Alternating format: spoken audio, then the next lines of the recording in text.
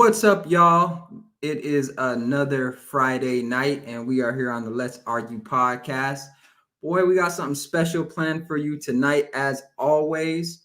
I know a lot of y'all saw the thumbnail coming in, and so I want to do a quick intro, and we do have a special guest tonight, and I'm going to bring him up momentarily. But let me do a quick intro for what we're doing tonight, what we're talking about tonight. So tonight, what we're talking about is a different perspective that oftentimes goes unspoken and is often criticized within the Black community, right? And that perspective is not being a doormat to the Democrat Party, right? Not being a doormat to the Democrat Party. And what do I mean by this?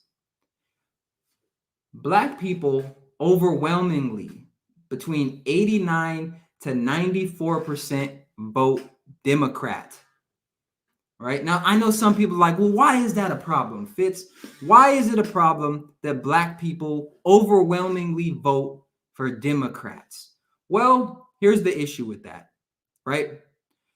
When you overwhelmingly vote for a specific party over a long period of time, they get what's called comfortable. They get comfortable, right? Imagine you could show up to work consistently and not do anything and get paid. Matter of fact, you don't even have to show up to work. You don't even show up to the office. You don't check in with nobody. You don't turn no projects in, and you still get paid. Do you think that you're all of a sudden going to start wanting to do work now? Like you have no reason to. And that's the same position that Black people are in with the Democrat Party. We show up for them, but they don't show up for us, but we continuously vote for them, right? So right now they're getting paid, AKA our vote, without doing the work. And when we consistently vote for them without them doing the work, it doesn't incentivize them to do the work. And so that is the core of what we're talking about tonight. Is the Black vote better suited in the hands of the Republican Party, voting for Donald Trump, even if it's just to say, you don't control us, you don't own us, Black people are no longer your puppets, right? We can shift our voting power as we see fit, depending on the circumstances. And we're gonna have some fun tonight. We're gonna have some fun tonight. So let me bring up our special guest, Ty. And before he gets to speaking, I got a little surprise. Let me get a 5-second countdown. 5, 4, 3, 2, 1. Hey, look at that. This man. Yeah. This man crazy with the text. The best. See that? I was up in Canva like a mug. I was up there creating stuff, I man. didn't even peep the background. That's crazy. Yeah, it was plain last time, so I was like, let me go ahead and do something with it. No, that's fine. Got the stuff right there, the little Cash App, wink wink for the listeners, the Instagram channel right there, and Ty's gonna give you his Instagram if he wants to and his information. But let the people know who you are and what you do, and then we could go ahead and get into it. Yes, Sirski. So Ty Instagram is _wolfwagon_. Profession, therapist by day, dog training on the weekends and maybe at night, depending on the clients. Yeah, that's a little bit about me though. Some of the basics. He capping. All right, let's get into it. So I know that's what the people want to hear, whether you're watching live or whether you're watching this on the replay. We got a lot of replay watchers. Our last video where we went over Charleston White interview with Cam Newton. That thing is doing numbers. And tonight I want to do something similar. So what I want to talk about is the purpose of voting, right? Let's get into that first. What is the purpose of voting for a president? Now, I know there's some people out there who they think the purpose of voting for a president is so that when they wake up in the morning and they log into their banking app, if they even have a bank account. Let's be clear about that, because a lot of people in our community are still under the mindset of, I'll just put my my dollars under my mattress. I'm not going to put my money into a bank account. I'm not going to save. I'm going to just walk into wherever and buy everything cash. Not really how it works, but let's talk about that, okay? Because many people think that voting means that when your candidate gets chosen, you wake up in the morning and there's magically more money in your bank account. All your problems are solved. World hunger has ended. You go to Walmart and groceries are free. Joe Biden won. Groceries are free now. Did you hear? You don't have to pay for bread. You don't have to pay for gas. You don't have to pay for steak no more. Joe Biden won. My candidate won. Everything is free. Never going to happen. That's not how it works. That's fairy tale land. That's not the purpose of voting. Okay? The purpose of voting is so that your voice is heard for whatever cause it is you're speaking for, and maybe some changes will happen. But overall, voting is for things on a macro level. Now, macro means big picture stuff, typically things that don't have to do anything with your day-to-day life. Macro, we're gonna talk about foreign policy. We're gonna talk about the economy. Those are the types of things that I'm talking about, that they're not really impacting your day to day, but overall in the grand scheme of things, they affect things over a longer period of time. Now, I'll bring up Ty, and do you have anything to add to that, or give your perspective on why you think someone would vote for a president? No, I think you pretty much hit it on the head, for real.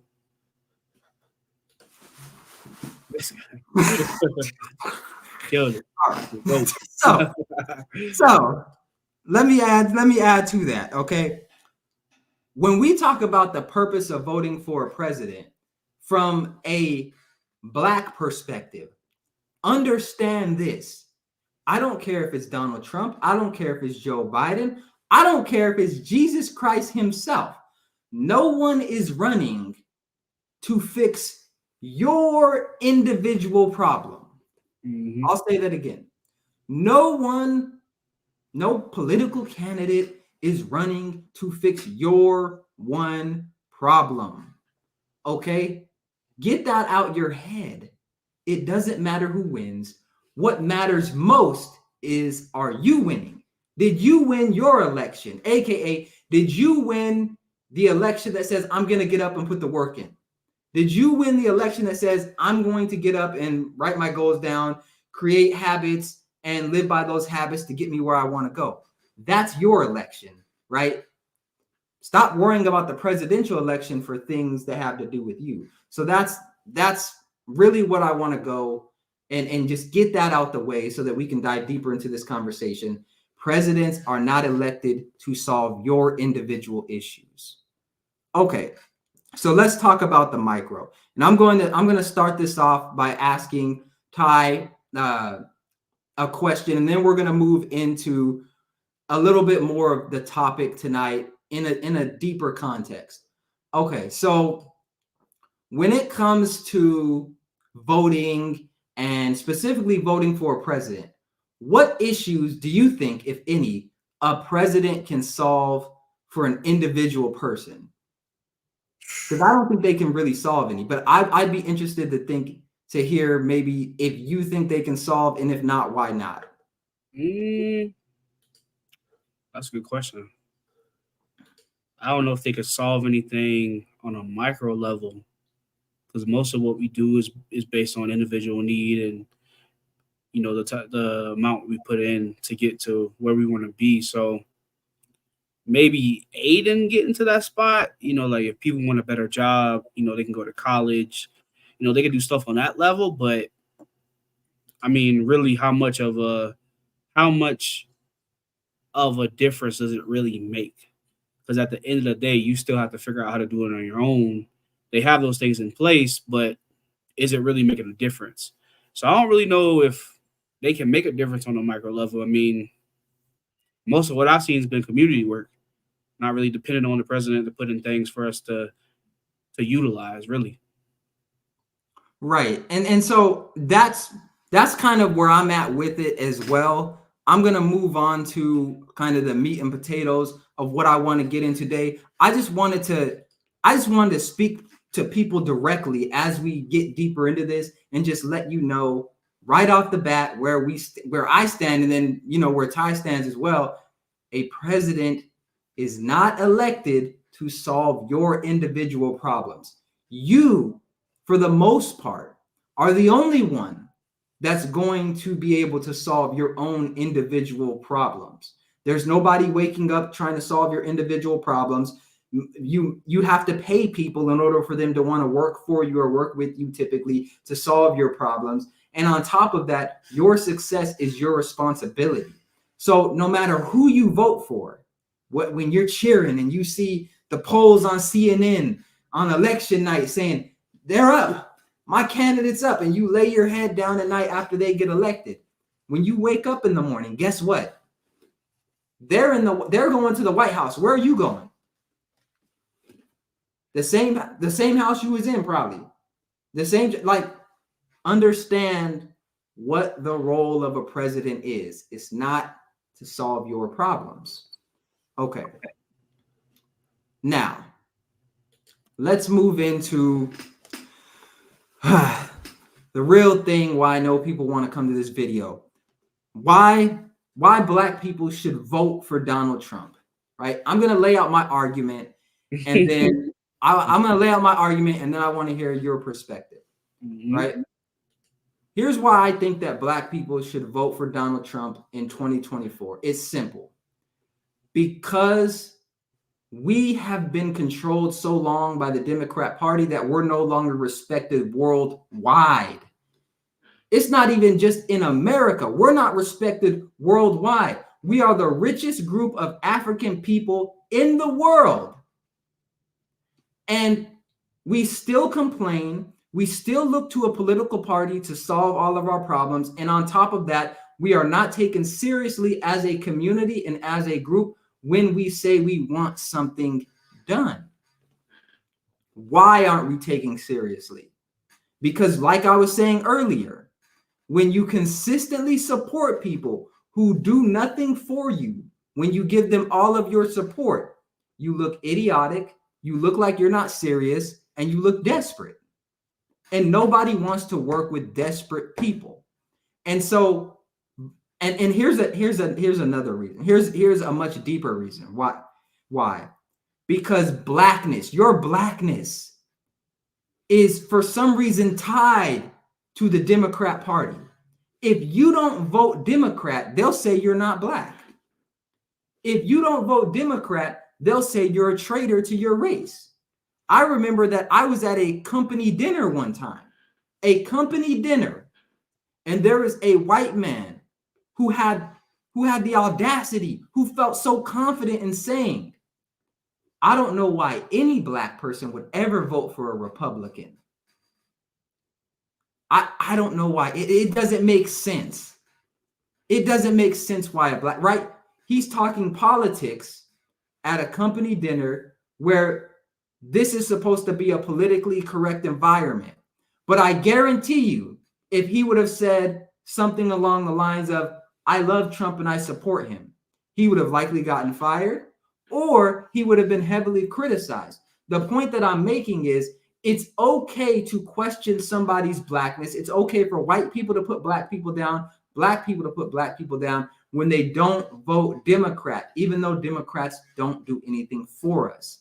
So that is the larger, deeper issue, is that Blackness is being tied to Democrats and to being a Democrat. And on top of that, we get nothing for it. So that's my spiel. What do you think, Ty? Yeah, I mean, I think those are some good points. I know when Trump was originally in office, I wasn't too fond of it just because it was more tied to a lot of emotional aspects rather than what the policies are. How does it affect us as a group? How does it affect us on an individual level? If it does, it was more of like, oh, well, he's saying X, Y, and Z, kind of like Charleston White coming out of pocket. But we were too focused on, personally, me, I was too focused on the words rather than his actions, what he was doing. And he did a lot more for Black people while he was in office, created more opportunities in terms of economic policies, jobs. I got some notes right here. Reducing mass incarceration. So he did a lot of stuff that benefited us, but we were too focused on him being honest and direct. And I think a lot of people aren't used to that. And that's where it started to blur the lines of like, am I really knowledgeable on what's going on? Or am I just following everybody else and being a sheep and being ignorant and not really paying attention, just going off of emotions? Now that Biden's in office and, when all that stuff took place, I think within the first month, there were so many contradictions. He said he was going to do this and that, and this. They said, you ain't doing none of that, especially with the loan forgiveness. Yeah. They threw that out the window. And he was so for sure that was going to happen, but it hasn't happened. And I don't think it is. I don't think it ever will. He don't have that type of power. And I think I've lost respect for him because he's starting to bring a lot of negativity towards the country. Mm-hmm. Whereas Trump was more head first, we're going to rip your head off if you try to play games with us. Biden is more like, come on, come over here. And now there's potentially things that could happen in the future that are going to harm us for the long term. And a lot of people aren't paying attention because they're just ignoring it. So I agree, though. I think Black people have to begin to look more policy-based rather than feelings and see if it aligns with their beliefs and their values. That's what they really should go off of and not go off of what other people are saying, other people are doing. And not judge people. Like, you vote for who you vote for. We still have to live as a collective in anyways. It's not going to make a difference unless you're going to move back to wherever you want to move back to. They say Black people move back to Africa. But unless you're going to move out of the country, then you just gonna have to take it. Simple as that. No, I completely agree. And right now I'm gonna drop a link in the comment section. If you want to come up and give your perspective, click on that link and you can come up. For 1 second. They don't want no smoke, boy. Got a couple viewers. Free smoke. I'm putting cases on all. I'll give you one more time. Good old Trump. They're trying to block him in a couple states right now. A lot of people are suing their states to prevent him from being able to run, which I thought that was crazy. Well, the thing is, and that's interesting because during the last election and in some of the elections in between, what I was seeing was, well, you're suppressing Black votes because you're requiring us to have IDs when we go vote, right? But then you see things like, well, we don't want this presidential candidate, so we're going to make it to where even if you vote for them, they don't win. Like, I know that, especially with the Democrat Party with RFK Jr., and he's a Democrat candidate. They pushed him, and his family's been the Democrat Party for generations. They pushed him to run independent because they were doing things such as, if you go and pretty much he was campaigning in different areas, and they said, if you go campaign in these areas, even if you win the majority of the votes, you're not going to get them. So even if people vote for you, we're not going to let you win. And it's those games like that to where I say to black people, like, if they're willing to go that far to keep one of their own out of office, what do you think they're willing to do to keep the black vote?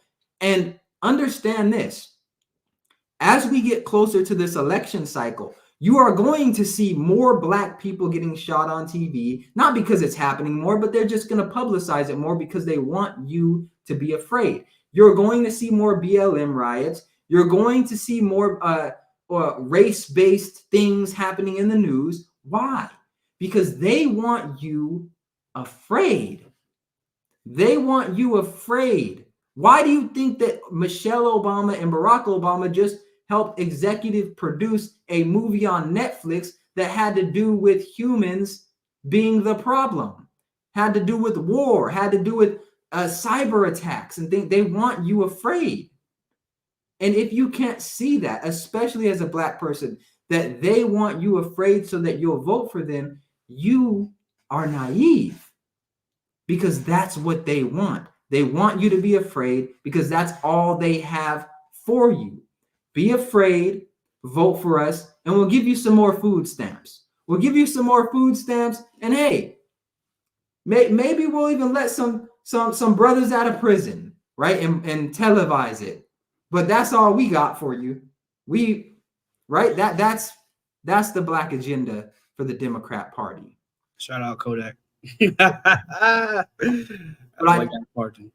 I did want to talk about something that you said. When Trump was in office, people were focused on what he said instead of what he did. Yep. And I agree with that. And I also want to add to it, because I think there's a certain formula that's used when it comes to black people, which is get us in our emotions and then figure out what's bothering us at the moment, and then create a whole media narrative around that. And that's what they did with Trump. When he was in office, they gave him so much free publicity. They talked down on him so much to the point to where it's like, okay, maybe the first couple of things a person would believe, right?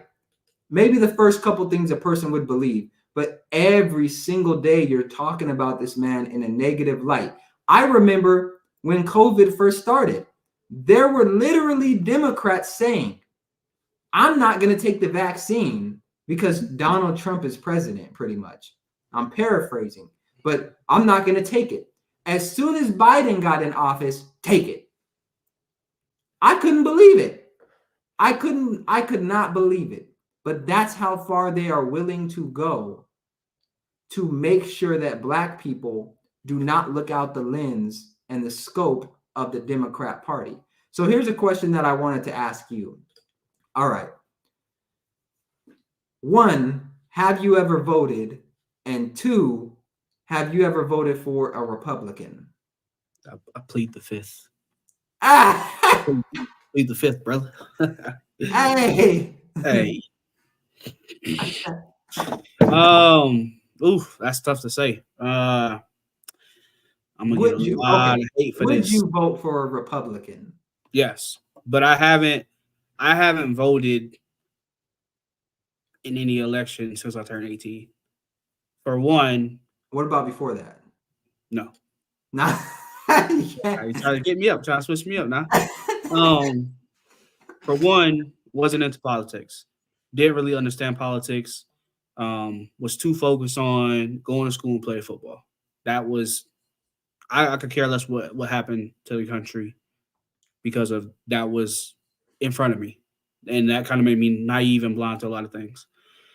2, didn't really care about the candidates. You know, when Obama became president, everybody was voting for him. But I wasn't going to vote for him just because he was black, or he was down for the people, or he was from Chicago, or whatever the case may have been. For 2, if I had to vote, it'd probably be Republican. I wouldn't vote Democrat.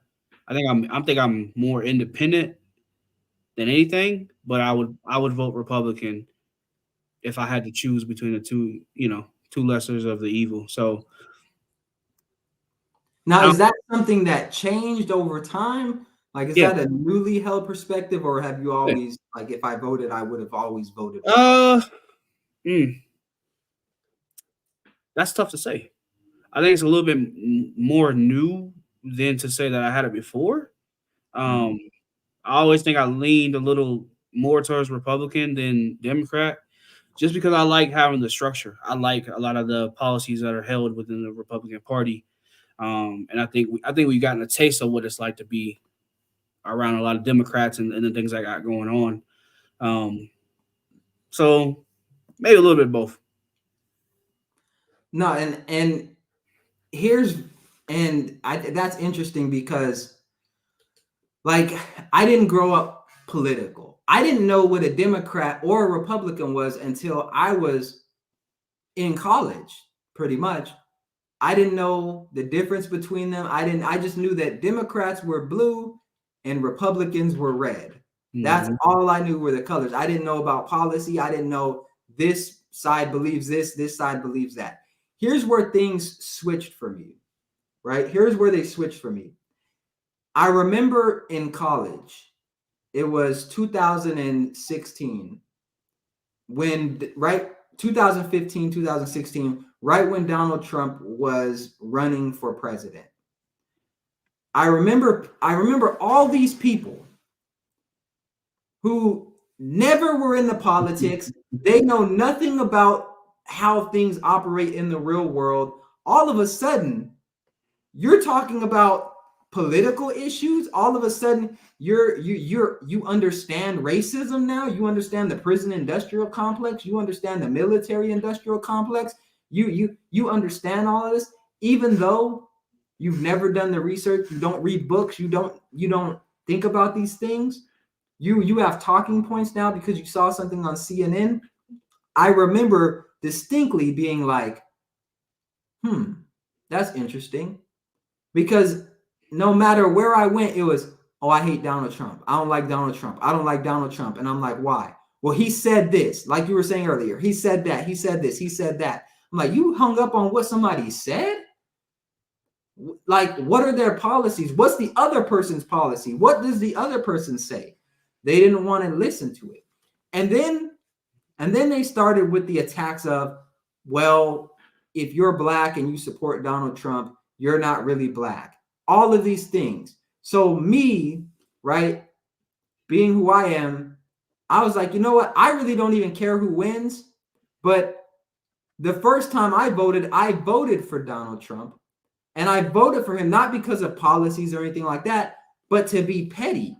I did it for the same reason I'm telling you guys to vote for Donald Trump, is because you can, and they're trying to take that away from you by saying you're not actually black if you vote in a way we don't want you to vote in.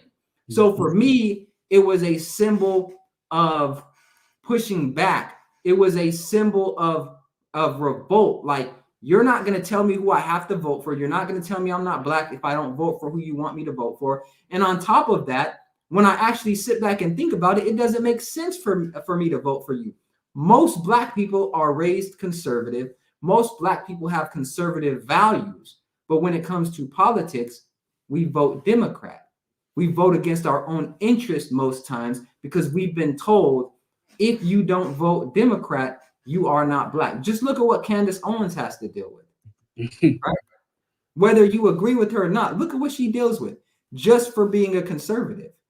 And so when I couple that with the fact that it's so taboo to be black and to vote Republican, there's something behind that. And most of it is a media narrative. Yeah.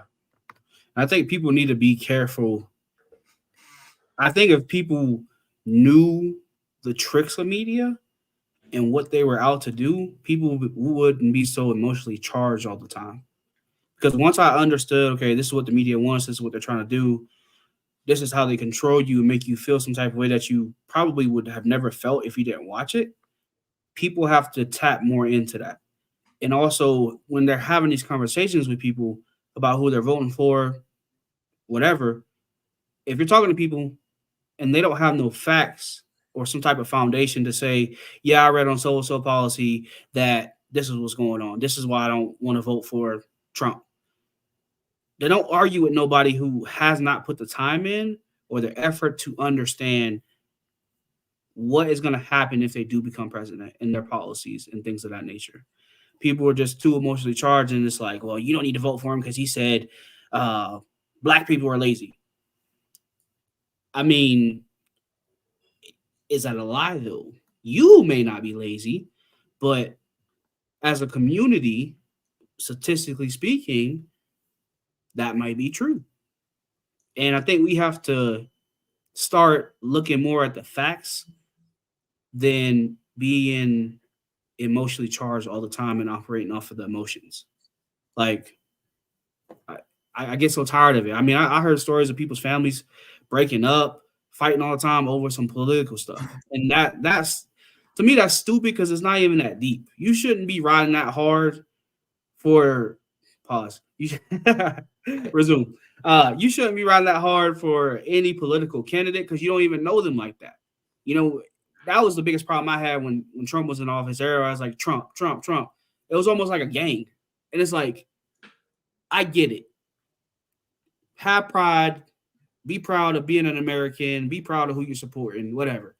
But I think there's a certain level of extreme and going above and beyond, especially when they did that stuff on January 6th when they stormed the Capitol. I thought that was crazy. I'm like, you guys are just doing a little too much, bro. Like, there's some news. Have you seen the new stuff that came out about that though? I've been seeing all I've been seeing is people get arrested and getting time because a couple of people were from Colorado and Florida and stuff. So there's on the January 6th riot or whatever incident, there's new information coming out that suggests that there may be some entrapment going on. And what entrapment is it's pretty much the state or the government does something to get you to do something that you would otherwise not do. So for instance, an example of entrapment might be like, let's say that you're buying drugs, right? But let's say there's a federal agent or something that gives you money to buy the drugs, that tells you where to go get them, pretty much that sets everything up just so that they can go and catch you doing it. That's a form of entrapment. And what they're finding is that the government withheld a lot of footage. They only released they had previously only released 12 hours of footage. I guess there was a total of 200 hours of footage that, we didn't even get to see most of it. And and based on what I've heard, I haven't verified any of this, but there were federal agents and agents on the ground that were letting people into the White House and letting people in, or wherever they were letting people in, and then they started spraying them with rubber bullets and things like that. So the argument is, well, how can you let people in and allow them to do this and then charge them and say you committed a crime now when you allowed them to do it? You let them in purposefully, rolled out the red carpet for them. But even with that incident, let's extrapolate that, right? Here you have a group of people that believed that the election was stolen from them, right? They believed the election was stolen from them, and they bum rushed the Capitol. Trump supporters. And then you have black people on this hand who 94% of us vote for Democrat, and we don't get what we're promised. And what do? Oh, Bernie's running? There you go. Biden's running? I'm going to go vote for him. What? And I'm not saying we should bum rush the Capitol, but all I'm saying is... Disclaimer. Right? Like, I'm not saying that. What I'm saying is we so hyped to go vote for people who don't do anything for us. And when I look at what other people are willing to do when they don't get what they want, I'm like, We ain't got to go that far with it, but we could do something more. And that more is what we're talking about tonight. Showing up and voting differently.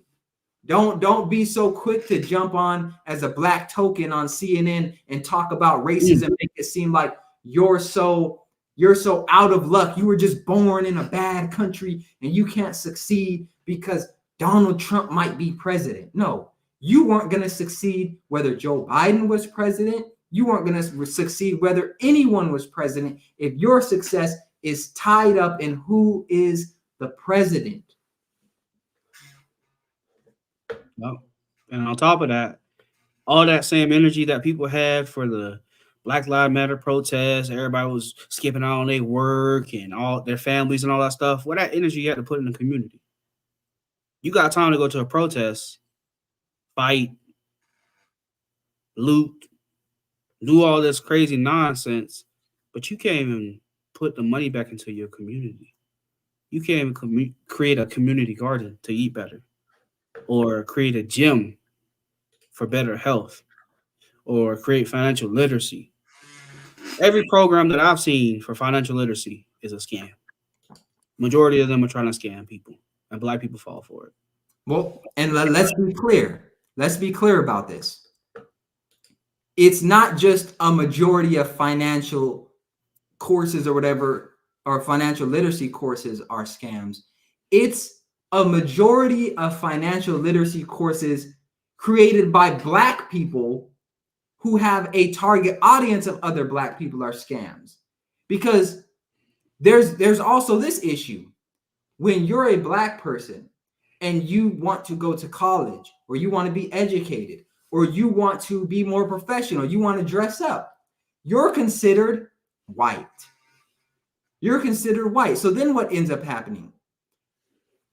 Scammers, black scammers are rubbing their hands together. They're like, I can come in with my uneducated self, been to prison self, and I can sell these people a course who don't know anything, tell them I have a PhD, even though it's an honorary PhD, it's not real. Tell them that I know all about finance and things like that. Videotape myself in front of some properties that may or may not even be mine. And then guess what? I'll tie it back to, oh, look, Donald Trump is in office. Racism. You need to come do business with black people. You need to be ready. You need to be woke, right? There's always these black scammers out here trying to get us because they understand, again, taking a play out of the Democrat handbook. If you make them afraid, they will come with their money. They will come with their votes. They will come with all the energy in the world. That's what ends up happening. That's what ends up happening every single time. But I want to move into not just talk, but actual facts. Because I know there's going to be some people, that say, well, Joe Biden, Mr. Biden, Mr. Fall Upstairs, he's done a lot for black people. He's the champion of black people, right? And I don't know if y'all have seen this video of Joe Biden. A matter of fact, I'm going to go find it. There's a video circulating out there of Joe Biden at a black church. I don't know if you've seen this. I have not seen that, bro. Joe Biden at a black church. This is the most cringe video I have seen in a minute. Let me find this real quick because hey, I'm not surprised either. I'm not surprised. Let me see if I can find this because he's at a black church and they're dancing and stuff. Let me see. Hi, I'm Zoe Gong, a traditional Chinese medicine chef. Okay, I found it. I gotta skip to it. I got a point for that after the video shows too. Gonna address some things. At a black church. What church was he at? What state? I think it's South Carolina. Of course. But it was like the most awkward thing I've ever seen. Okay, I found it.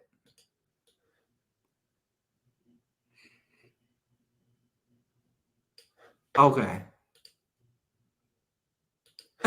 Hey, all right. Let me share this. Let me share this because this is crazy. Good All old right. Joe. Let's see what Joe's doing. All right. Here we go.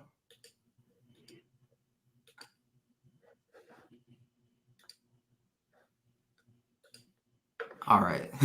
Hey, Why his face look like that, bro? look at this man. Okay. He had this black shirt. Look at this man.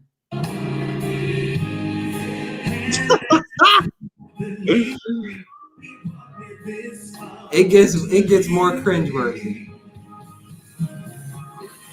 Let me see. I might have to turn the volume down so they don't try to hit me with the strike.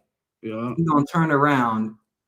I think this is it. If this might be another one. He gotta share that hair, bro. Cause oof, Let's see. buddy got a crystal ball in the front and on the back. Is this it? I don't think this is it. Is this it? Nah, there's the one I'm talking to. I think this might be it. Because they was dancing. This Bro, guy. he looks so old, bro. God. I mean, I know he was old, but like looking at him, buddy a little wrinkled. Like bad.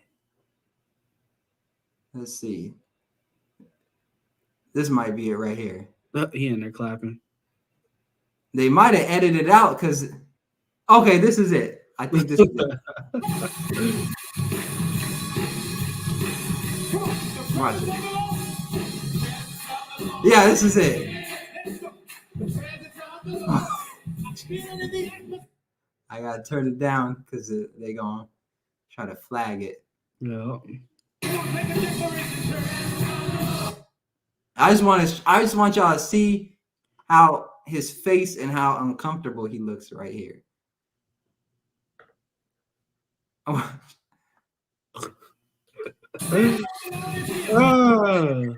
He said he grew up going to a black church too. Come on now. I'm trying to see Joe Biden. Hey, that's a big black church, bro. I low-key think they might have cut it out because this is like a. Okay, this might be it right here. Look at him. Look how uncomfortable he looks. Look at that. Everyone dancing and he just standing there. Brother having a stroke. Look at him. Brother Joe. They going off and he's like, he tired than a mug. He's like, okay, y'all gonna have to stop now. Look at this. Atlanta, Georgia. Crazy. Let's see. They dressed up, boy. They out there for him. I ain't never been nothing like that. That's crazy. They out there for him.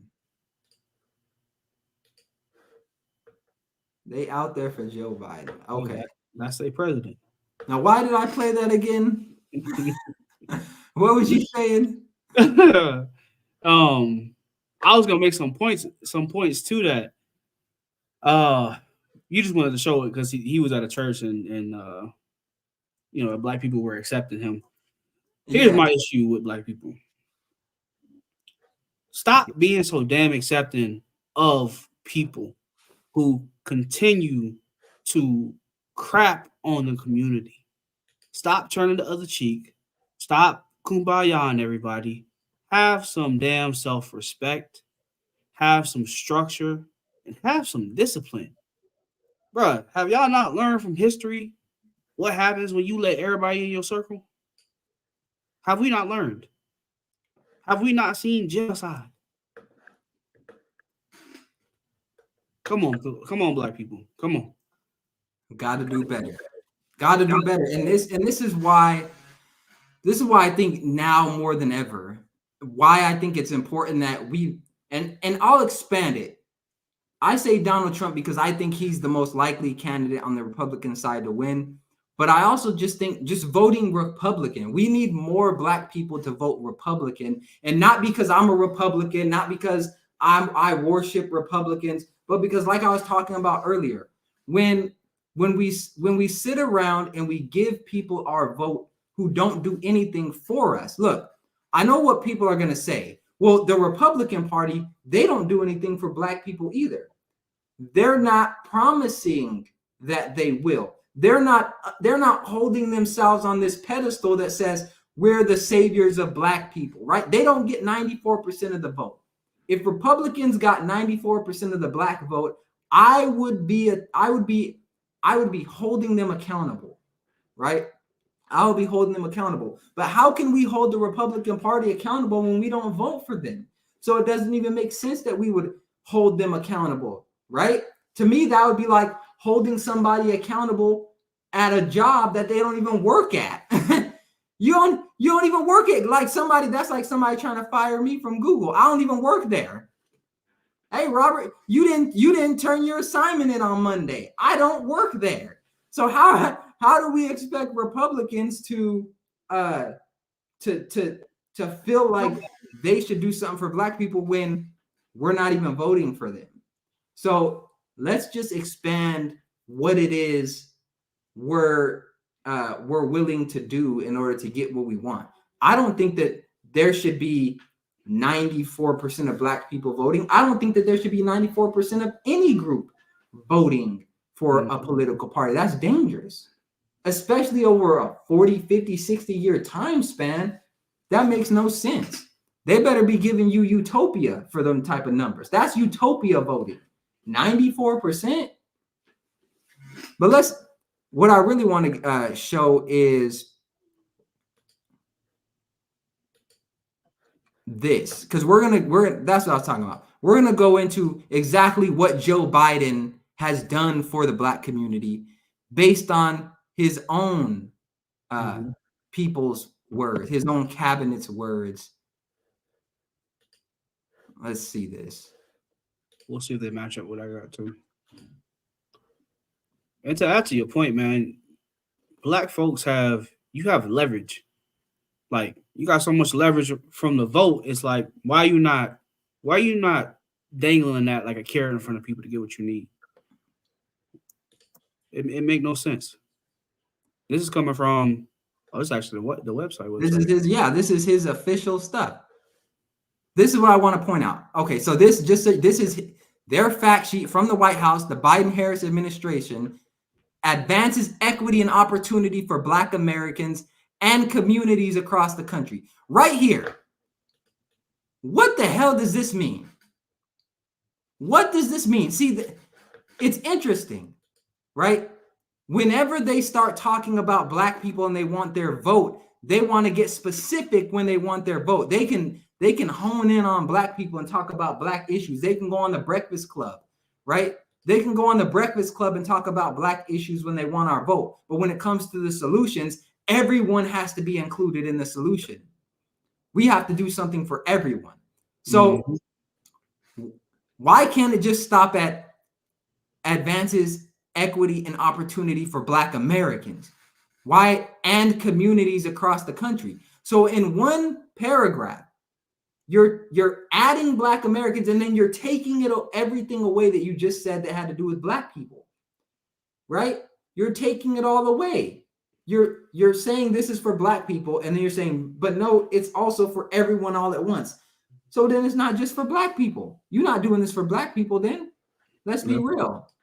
Okay. Over the past 2 years, President Biden has worked to advance racial equity and ensure the promise of America for Black Americans in all communities across the country. See, here we go again. All communities across the country.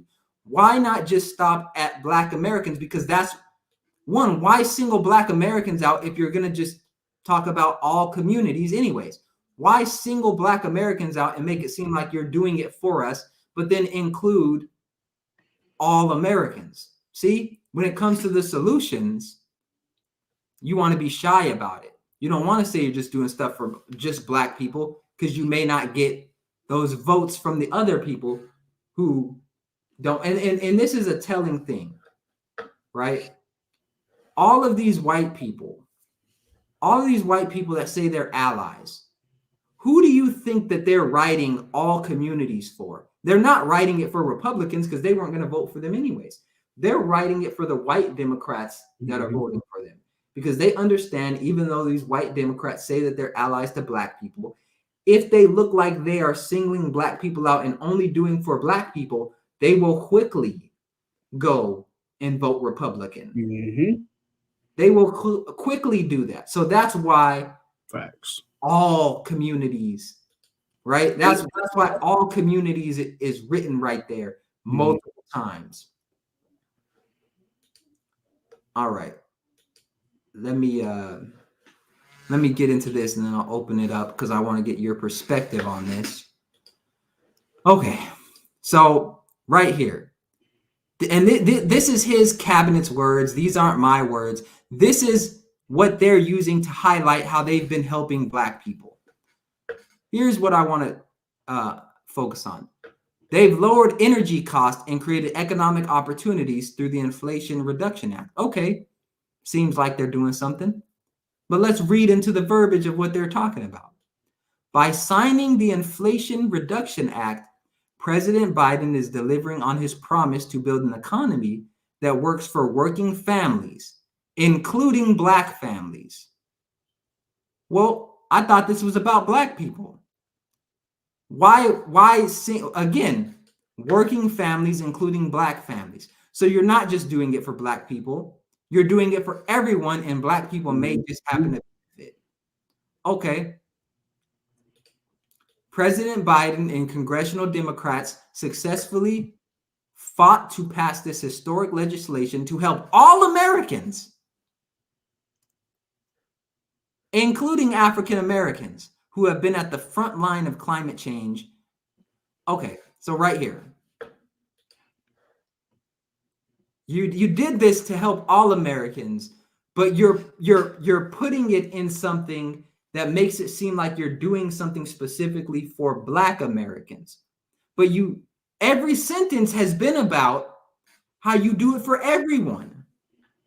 So what part of that says, hey, y'all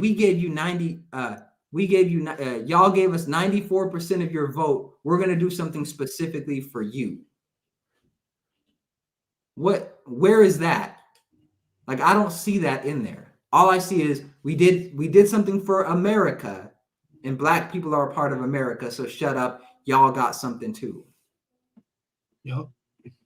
Found that interesting too, because language is important.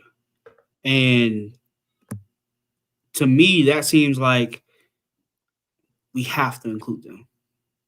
We have to include them to pacify them. That's why we're doing it. We're not doing it for the benefit. We're doing it to pacify them.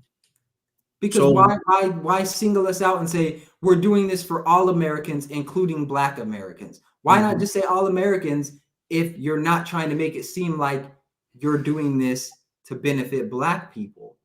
Like, well, they do for other communities too. You know, like, and this is what Black people fail to understand or see. One community specifically that I can pinpoint that's always in the news on the front page is the LGBTQ community. And for them, if they wrote that in there, it would strictly just say LGBTQ. It wouldn't say all Americans. It wouldn't say including. We're doing this for the LGBT community. Right. And it's what I said earlier about leveraging our vote. We should demand the same things. They've got more stuff done for them than we have over probably the past couple of decades. We only got little stuff. They made big strides in a matter of a year. Look at Obama. Obama did more for them than he did for Black people. And I stand on that. Here's what I'll say about the LGBTQ community and their political struggle. First, I respect their hustle, and I respect, even though I may not agree with their underlying philosophy, I don't agree that men can be women and women can be men and all that stuff. But what I will say is that for a group that represents less than 1% of the population, for them to have such a large voice in the way that they do, I'm not mad at it. I'm studying it. I'm like you said, I'm sitting here like we've had how many years? And they have a more prominent, loud voice than them. Every company is at their knees, no pun intended. Every company is at their knees trying to appease them. And we sit back and say, well, that's not fair. What we should be doing is learning, because the fact of the matter is they're getting what they want and we're not. Yep. So don't hate the player, hate the game. Yes, sir. They're doing what they're supposed to be doing. They're in the news, they're in the media, they're putting out their message and they're making it loud. So it's not a Black versus LGBTQ thing. It's there are limited resources in this country and in the world, and typically the loudest voices win. And right now, the Black community's voice isn't loud. Why isn't it loud? Because we're echoing the same story, and there's already a playbook for how to deal with Black people. There's not a playbook for how to deal with them. In further decades down the line, there will be, but right now there's no clear playbook. So that's why they're able to operate in the way they do. There's a clear playbook for Black people. Every election cycle, we ramp up what we show them on TV. We make it seem like we're on their side. We promise them more food stamps. We promise them benefits. We promise them all of these things. And there's no real change. And then after that, we just blame it on Republicans. I'll say this. All right. I give the Democrat Party credit for making the Republican Party the boogeyman for white people, or for racism and to Black people. Mm-hmm. They've done an excellent job. And later on down the line, centuries from now, the Democrat Party in the United States will go down probably as one of the most masterful, strategic. And I don't doubt that there are a few high-ranking Democrats that put this plan together and said, here's how we get Black people under our thumb for the next century, 2 centuries. Right? I don't doubt that those conversations are happening, because it has to be orchestrated. Yeah, for sure. They got to change the game, and it's like a teeter-totter. Eventually, it's going to fall to the other side in a matter of seconds. Okay, let's look at a little more of how Joe Biden is saving the people who voted, who pretty much got him in office, who gave him 94% of their vote as a community. Georgia. See what he's doing. Making home efficiency upgrades more affordable. Okay. Households can save up to 30% with tax credits for efficient heating and cooling equipment that will save them hundreds of dollars on utility bills. Households can also save up to 30% with tax credits from home construction projects okay. So yet to see specifically how you did this for Black people.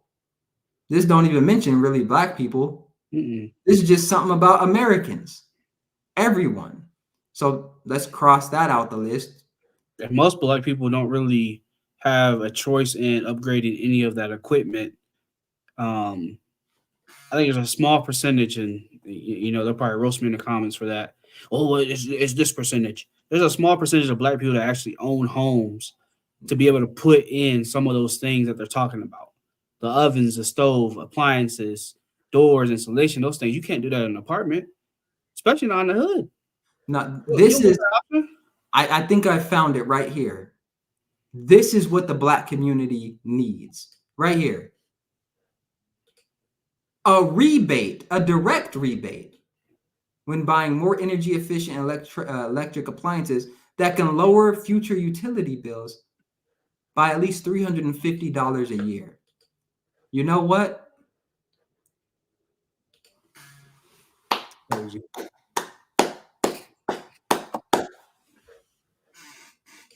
Hey, let me just This guy. Hey, that boy fresh, boy. Joe Biden, thank you.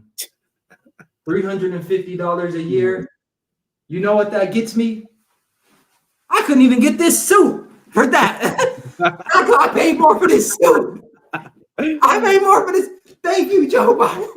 Thank you. This is Joe Biden got 3-4 years left. This is where his ash is gonna be in this year. This base. Come on now. I paid more for this suit, and you bragging about $350 in a year? Talk about a scam, bro. That makes me think of, like, you know, when people go to the store and you have to buy, like, they say, oh, you'll get $100 gift card when you spend $1,000 or more. And it's like, I have to buy into it to get money back? Yeah, and a little bit? Come on, bro. And then it's like when you factor in all of those things, how is that actually building equity? Right? How is that actually built? That's not for Black people. It's not. Let's just be real. That's not for Black people. But they'll say it is, and we'll believe it. Now this one looks promising. Creating economic opportunities and good paying jobs. Okay, this should be good. The IRA spurs solar project development in environmental justice communities by providing a 20% bonus credit for solar projects on federally subsidized affordable housing projects and a 10% bonus credit.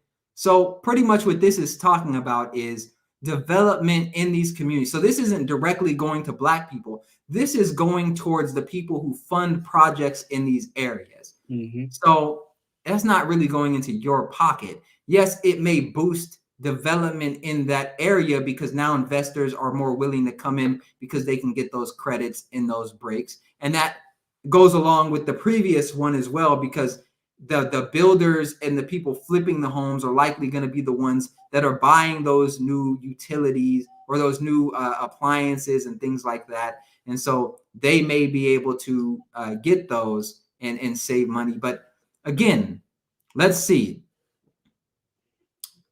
50% of its investments in disadvantaged communities. The IRA expands. Okay, so let's read between the lines. 50% of its investments in disadvantaged communities. In other words, Black communities. They don't want to say Black communities, but they say disadvantaged communities. But that could apply to communities that aren't in the Black community, right? There are poor white neighborhoods. There are poor Asian neighborhoods. So this really isn't just for Black people. Again. And then clean energy we use creates good paying jobs. This is a joke. What Black people are getting jobs in the clean energy sector? Like, you would think that this was creating economic opportunities and actual good paying jobs. They haven't even laid out really any jobs. Am I tripping here? Mm-mm. Okay, let's go. Providing relief to farmers. What percentage of Black people are farmers? I don't even know the exact number, but it's hella small. It ain't even, maybe, I don't even want to say, maybe I'm gonna say less than 5% for sure. But look at this. It's like, what percent of farmers are Black? Yeah.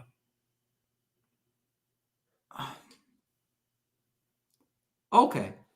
Making critical investments in Black families and communities in the American Rescue. Again, which I had that in my notes. Yeah. Right here. In Black families, can't just leave it at Black families and communities in American Rescue Plan. Like, they're trying to take credit for doing for Black people, but they're doing it for everyone and saying it's for Black people because we live here. So when President Biden signed the American Rescue Plan into law, it provided a lifeline to millions of families who were struggling from the economic fallout of the pandemic. Okay. historic expansion of the child tax credit, cutting child poverty to record low for Black children. Okay, so they gave us cash relief directly to low and middle income Americans and cut Black child poverty by more than half in 2021. So here's something that here's what we need to focus on with that. What was happening in 2021? The pandemic. Okay. So protest. Yep. You gave people stimulus checks and extra money. And for that specific year, it was an anomaly, which means the people's income may have went up slightly. One, because you're giving them money that they otherwise would not have gotten. This isn't something that's permanent. They got a little extra money, and now you're saying you lifted them out of poverty. You half. What did it say? Half cut Black child poverty by more than half. So in other words, let's say there were 10 million Black children that were in poverty. Now there are only 5 million in poverty, right? That's how I'm reading that. Yeah. But just because you gave somebody money, that doesn't mean that they're no longer in poverty. Because they may have spent that money on things that really didn't go towards the child. Like the way that they frame these things doesn't make sense to me. That part right there, that did not go to the child. Most of that money went out of the Black community into corporations that don't support Black folk, that only extort them. It went on weed. It went on weave. It went on weed, and cigarettes, and Jordans, and jewelry, and car payments that they couldn't make the payment for in 6 months because they didn't factor in that, okay, I got the car, I have the down payment, but maybe I shouldn't have a large car payment and I'm working a minimum wage job. Maybe I shouldn't do that. But nope, Joe Biden gave me $1,200 in the stimulus check. Let me go ball out. I'm not in poverty anymore. Right. Okay. But here's where reading between the lines helps, right? So you lifted all these people out of poverty, right? You lifted them out of poverty. Let's see what you did next, Joe. See what you did next. You lifted them out of poverty. Joey. In addition, you increased supplemental nutrition assistance program benefits by 15% through September 21st. Beginning on October 1st, you increased SNAP benefits by $36.33 per person. You know what? I don't even want reparations no more. $36. That's good for me. Hey, I could buy a house now, Joe. Hey, lifted us out of poverty, right? $36 per person. You know what? I'm done eating. I'm done eating the cheap meat and stuff like that. Pause. I'm done eating that. I'm living big time now. Thank you, Joe. But here's where I want people to read between the line at. In the same paragraph, he's talking about he lifted all these people out of poverty. Well, if you're no longer in poverty, doesn't that mean that you shouldn't qualify for food stamps anymore? So if you lifted them out of poverty, and in the same paragraph, you're talking about how you increase the benefits for SNAP, doesn't that mean that less Black children are getting that, which means probably more people from different communities are getting it? So if you raised food stamps, or if you raised people out of poverty and they no longer qualify for food stamps, but then you raise the food stamps that people can get and say that you did that for Black people, well, you effectively, because you raised them out of poverty, there's now more SNAP money to go towards people that are still in poverty. So yeah, you can give them $36 extra because you're effectively not, there's less people that can now get it because they don't qualify anymore. Or is that what you meant when you raised them out of poverty? Did they still qualify? Because I thought you had to be pretty much living in poverty to qualify for food stamps. Mm-hmm.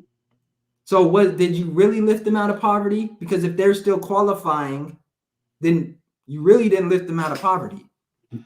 Let's just call a spade a spade. Cut them off. I got you, Joe. I got you. You think you could do this to me? You think you could do this to me? Cut him off, bro. That's what he did. And here's another part to that.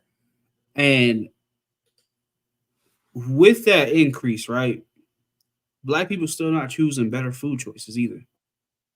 Buying more snacks, buying more unhealthy food to be more unhealthy. So he know what he doing, bro. So either way, if he says, "Oh, it's an increase," I get $36 and some change on my little EBT card. You know, I might pull up to the gas station and get a little extra, a little drinky drink or something. Because now it's pretty much accepted almost everywhere, really. I didn't even think about Krispy Kreme, so I think they accept EBT too. So a lot of places starting to accept it. They got the Krispy Kreme in the gas station, like the Krispy Kreme donuts. Yeah, but some places like that, they're accepting the cards too. Oh yeah, you could do it. You can buy the. You can go in the gas. You can go in a gas station and use your EBT card to buy snacks in there. You could buy the donuts and stuff in there. Hey, I'm all with it.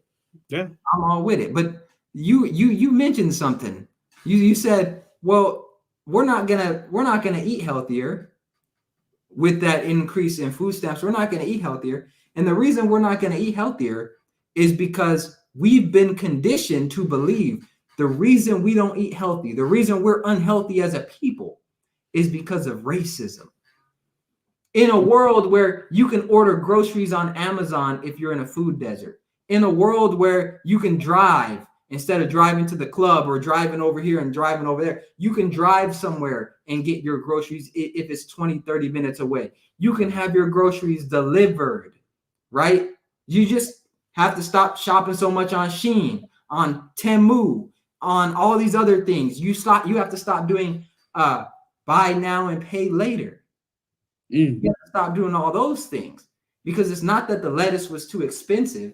It's not that the strawberries were too expensive. It's that your excuses are too expensive. See, your excuses cost you so much that you don't even know what the price of the things that you are saying are too expensive are. Mm-hmm. That new TV for Christmas wasn't too expensive. For $400. They needed it though. They needed it.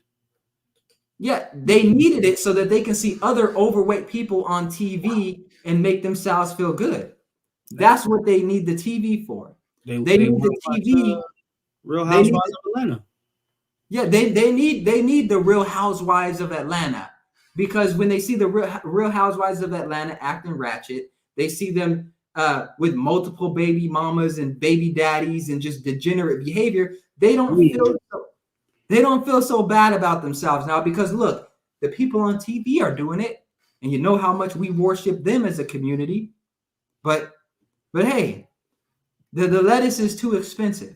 Though those cucumbers, 69 cents, that's pushing it. That's pushing it. Nah, I can't get those potatoes for $4.99 for 5 pounds of potatoes. I can't do that. Mm-hmm. You know what I'm gonna do instead? I'm gonna go get me a large fry at McDonald's. No, that's what I'm gonna do. I'm gonna go get a large fry at McDonald's. Nah, I'm gonna go. That's right. I'm gonna order me some Pizza Hut. And I'm gonna. But who's the bad guy? Trump. Trump, you worry about what Trump said instead of your BMI. Hey, you worry about what Trump said instead of your BMI. You worried about what Trump said instead of your body fat index. You worried about what Trump said, and you not even getting an hour and a half of exercise a week. And you worried about what Trump said. You don't have the privilege to worry about what any presidential candidate says if you're not even exercising and taking care of your body. Because guess what? Trump, if he's in the White House, he has White House doctors that are there the drop of a dime. What do you have? An urgent care that you don't go to because you can't afford the copay? Where are you going? Okay, let me get y'all done triggered me. Y'all done triggered me. I was gonna turn up. I was gonna turn up on him. Where you go? You sitting at home like, man, I need to go to the urgent care. But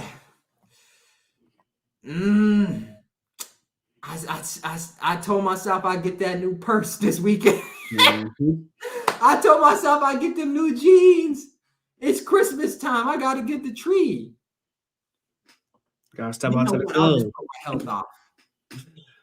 Joe Biden will win the election and give me that $365 next year. Come on. They don't take care of their health. They won't be here to even get that $365 a year. Joe Biden will raise them back up from the dead. He's already got him. Yo. They just got to get elected. He got him. All right.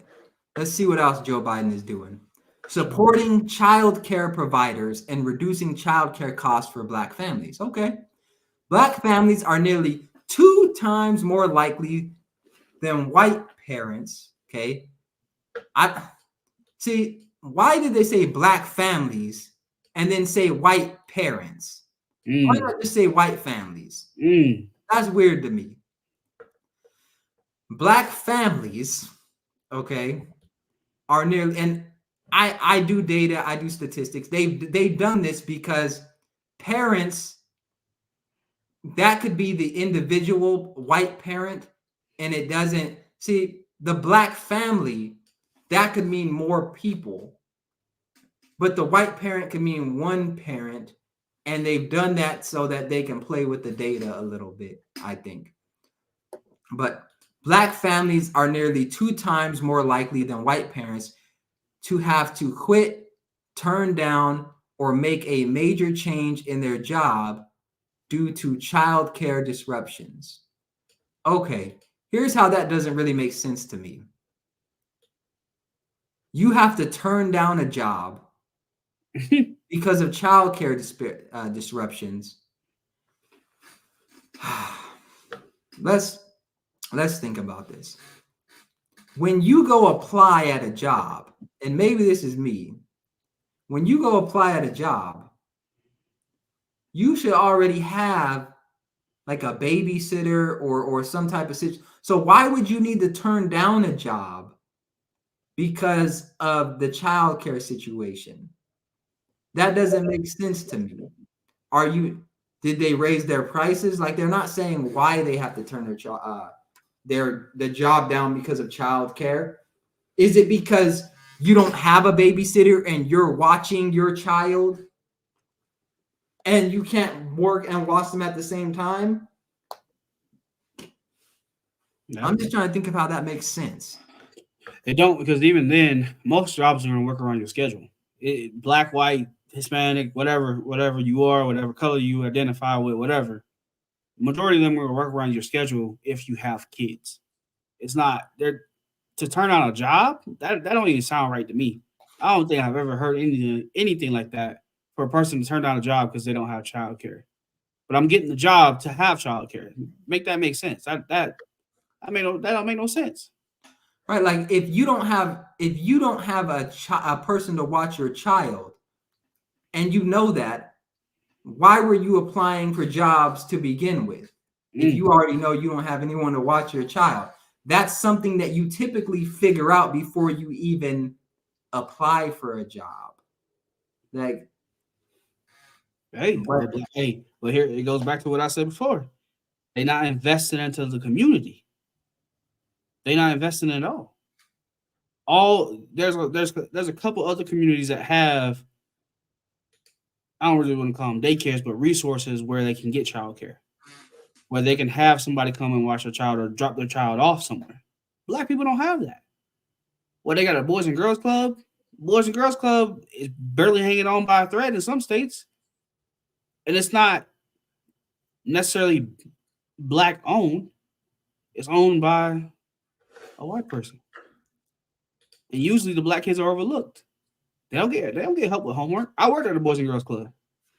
Black kids were overlooked. All they did was put a video game in front of them and told them to play the games. That's what kept them busy. So the people didn't have to deal with them.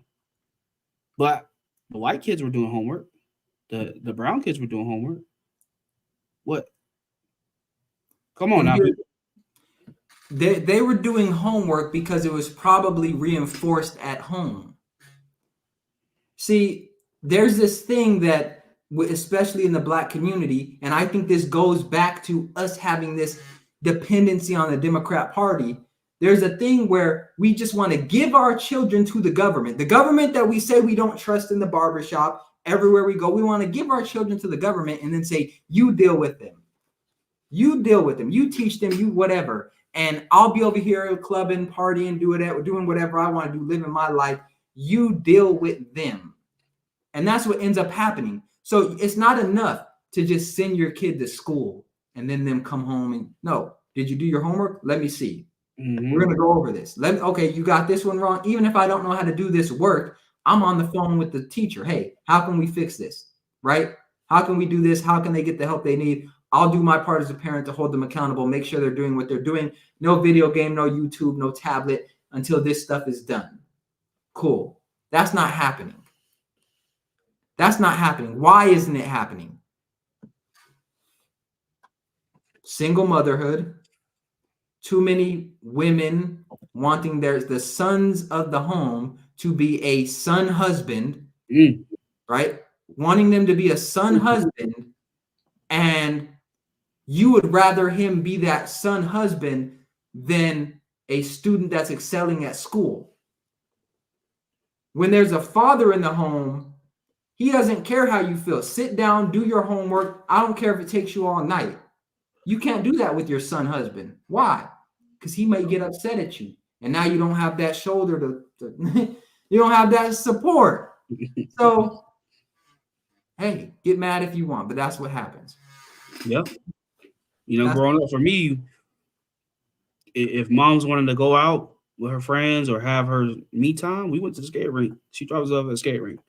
And we knew everybody in there. And everybody always looked out for us. There was never any issues at all. And you don't have that nowadays. You don't have any community type of things that you can go and drop your kid off and they be safe. They learn new things. They learn how to be independent. They make connections in the community. They network. They have people who look out for them that can put them in places that they may not be able to put themselves in. And you don't have that. And it's so easy to build it. That's the crazy part. It's not hard. All you have to do is put in the work and collaborate together. Man. Pause. Ridiculous, bro. You missed it. What? Pause. Pause what? You said it's not hard. Oh, pause. Collaborate together. Look at that. He done snap. He done went back in the past. Passionate. Now, I actually, when I was younger, I went to the Boys and Girls Club, and we had fun. They had some bomb nachos at the Boys and Girls Club I went to. They had some bomb nachos. We would play musical chairs. We'd be learning. There was like a skate park there. Yeah. When I was growing up, I was poor without knowing I was poor. I was poor without knowing I was poor because I was always taught that I could do whatever I want to do and it's up to me. Like there was a conversation, and this conversation has to be the most prominent conversation that I've ever had. I was talking with my dad, and he was just, I was like 4 or 5, and he was asking me, he was just like, hey, who do you have to listen to, in this world? And I'm a kid, and I'm like, well, I'm just start naming people. Well, you, mom, my grandpa, things like that. He's like, no, you don't have to listen to them. You don't have to listen to me, right? Now, if you listen to me, I'm never going to steer you wrong, but you don't have to listen to anyone you don't want to listen to. You don't have to do anything you don't want to do. But there are always consequences. There are always consequences to your actions. So before you do anything, you always need to think about the consequences. And that's what's missing today is when people do something wrong, they always want to look around for the Democrat Party or for the boss or for the spouse or the parent that didn't do something right instead of looking at them. There's no accountability. And for me, as a child, hearing that I don't have to listen to anyone, I don't have to do anything that I don't want to do, that was empowering for me because now I'm sitting from the perspective of I'm my own man. I'm my own person. And what I want to do, I'm in control of. If I want to go to the moon, I'm going to go to the moon. If I don't want to say yes to this, I don't have to say yes to this. And that's empowering because you live by the sword, you die by the sword, right? You get that power and it comes with responsibility. So that's why I'm okay with doing what I do and saying what I say because I'm okay with the consequences. I'll accept whatever. I don't wait for someone to tell me that I can do something. I just go do it. Straight like that. Go do it. Man, I'm getting good. Mm-hmm. All right, let's see what Joe Biden, because we're gonna wrap up here soon. We're going on an hour and a half. I'm gonna do a few more of these. This one really tripped me out. Okay. President Biden's American Rescue Plan has helped Americans, including Black Americans, here we go again, stay in their homes by providing emergency rental assistance. Okay. But you only did that because you made people stay home to begin with. And then some people weren't able to work. Mm-hmm. So understand all of these things that were helping were because of the pandemic. They weren't out of the blue. Okay. Over 8 million households were served by emergency rental assistance. Here's another thing, right? Let's be real. You needed rental assistance, most likely, because you weren't properly managing your money prior to the pandemic. The average American doesn't even have $500 for an unexpected bill. So, there were problems already going on. You helped people with rent because pretty much you had to. It comes down to that. And by the way, rental assistance is not what's going to make you wealthy. Rental assistance is not what's going to take you to the next level. It's only temporary. Yep. Okay. As of June 2020, Black Americans were the largest group that received this help, representing more than 41% of aid recipients. So interesting here. Now you can use specific numbers and statistics on what percentage Black people were represented, right? Why didn't you do that for the other things? Because you know that it really wouldn't make sense and it would make you look dumb. That's what I think. Well, to add to that, when I said this earlier, we wouldn't need none of that stuff if we knew how to invest in our own communities. I wouldn't need to wait on somebody to help me if we came together as a community and everybody chipped in. Like I said before, a community garden, one of the easiest things to do. Grow your own food. That cuts out a lot of costs and having to go to the grocery store to depend on somebody. Then you got more money for rent. Right. Imagine you're a grown man and you're sleeping. And you wake up in the morning. You get on your phone. Did Joe Biden help us with rent this month? Joe, where the money at, man? Yeah. Hey, guys, Did Joe Biden help us with this? You're a loser. If you wake up wanting Joe Biden to help you pay your bills, you are a loser. You're a loser. Any president, right? That's not how you win at this thing, because they're only going to do things to make themselves look good. And they're not going to do something permanent for you. They're not. Trump isn't. Biden isn't. The only one that's going to do something permanent for you is you. If you do it, if you put the work in, and you're not even probably going to do it. Why? Because they've told you that you need them. More specifically, the Democrat Party has told you that you need them, and you believe it. You believe it. Look at their policies. Look at their language. Everything in here says, look what we did for you because you depend on us so much. We gave you more food stamps. We gave you $36.30 more a person. We helped you with the daycare. We helped you not get kicked out of your rental because we shut everything down and you couldn't go work, right? Everything is not, here's how we're putting you. There's nothing in there that says, here's how we're putting you in a better position for you to go do for yourself. It's all, look what we did for you. You wouldn't have been able to eat. Your child wouldn't have child care if it wasn't for us. None of it is, here's how we want to make sure we never have to give you another paycheck again. They're not going to do that, because if all they have to offer you is a paycheck and you depend on that, then that means that the more you help yourself, the less you need them. So they need you to need them, because if you don't need them, you won't vote for them. Joe said the payments processing. We gotta wait and be grateful. Oh, let me call Obama. Hold on one second. Hold on. Obama, your man's messing up. Where the money at? What you mean you can't help us? What you mean you ain't doing nothing for the black community? What you mean you was already doing stuff?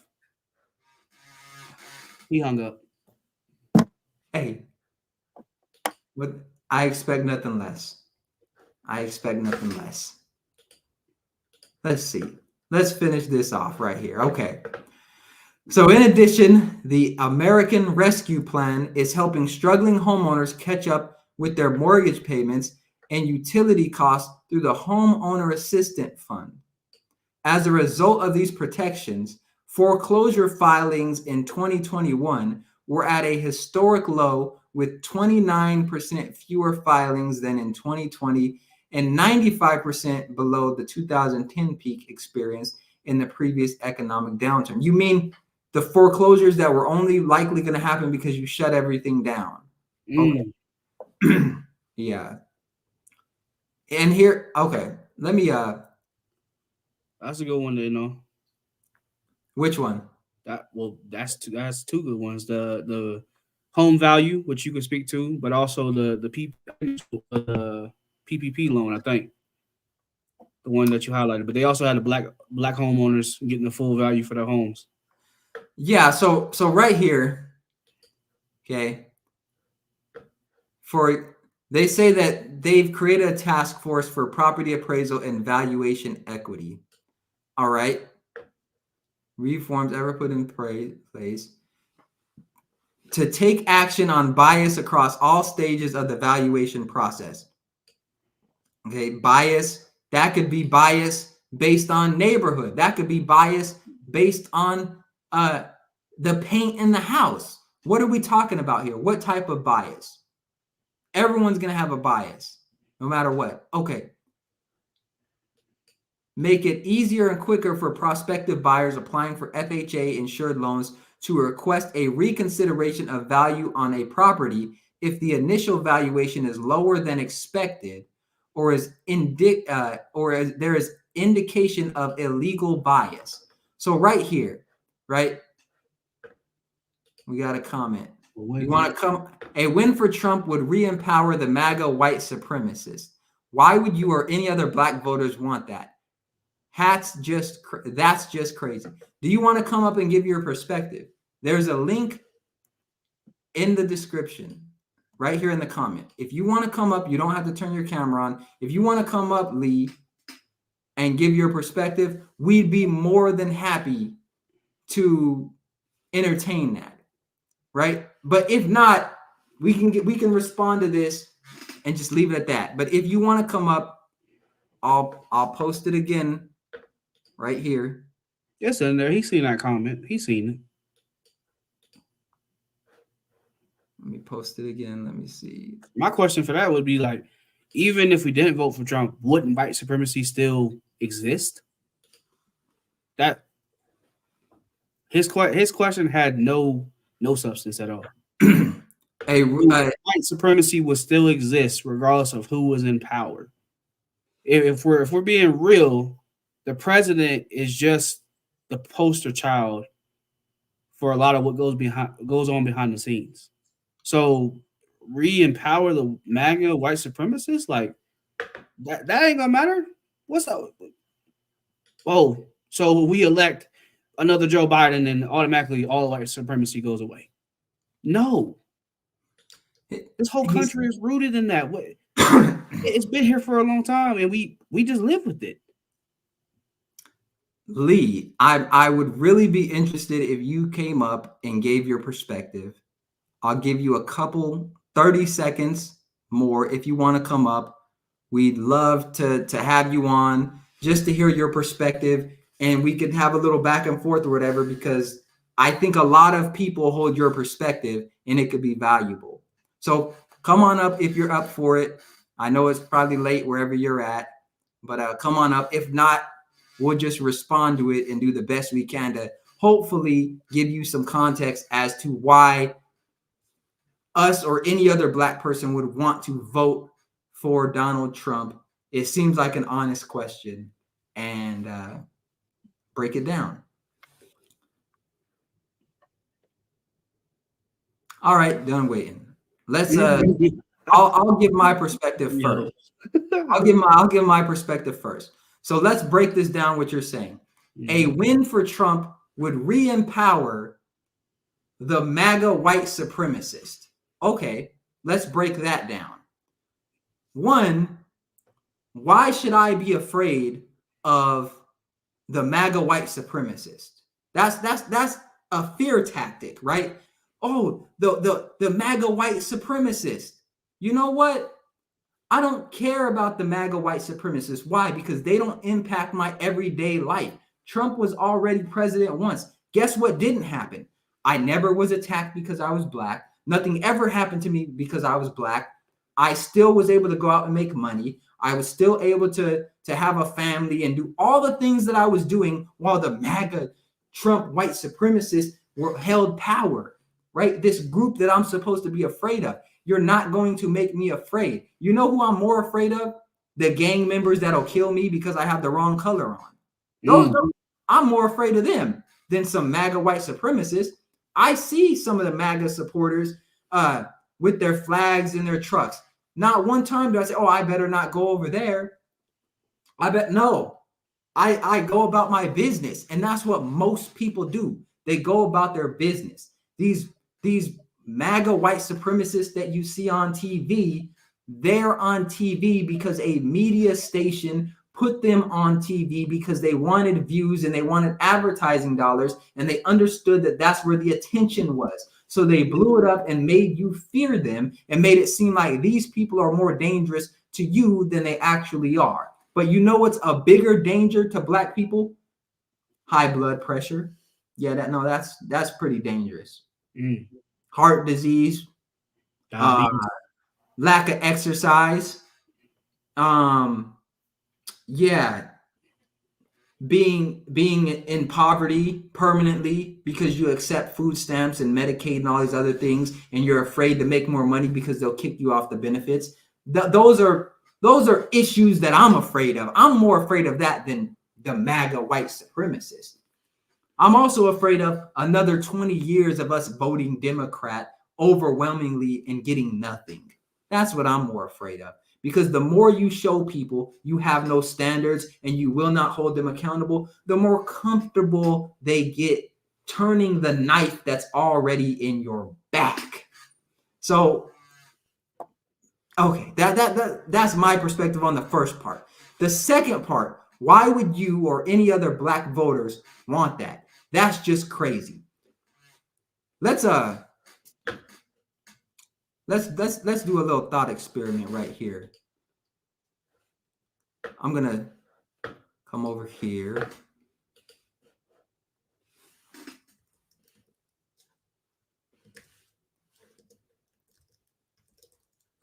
Can y'all see this? Crazy.